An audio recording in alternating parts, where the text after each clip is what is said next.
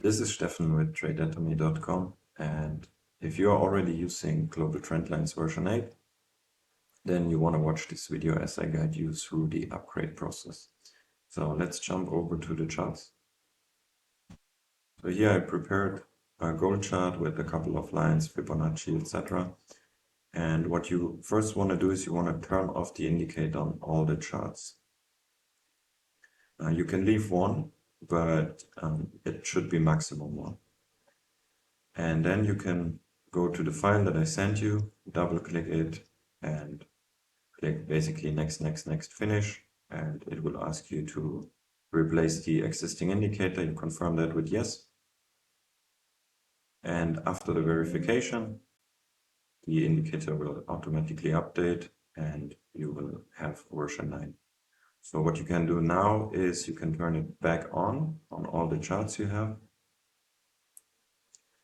And the next thing you want to do is you want to go to the properties of the indicator, and there's new default settings. They will apply automatically when you add the study to a new chart, but for the charts that you already have applied the study to, the default will not be applied. So you want to go here to the Generals tab and turn on this update value intrabar.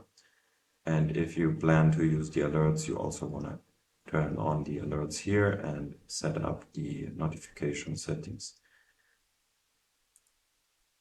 And that you will have to do on all the charts where you have the indicator. So I'll turn it on here, this one. And if you have drawings on multiple charts, say I prepare Tesla here, it should automatically work. The safest way to do it would be to have the indicator turned on only on one chart and then go through all your symbols. But from my testing, it usually works. There might be problems if you have too many charts. In case you have an error, you should just be able to restart the indicator and it should work fine.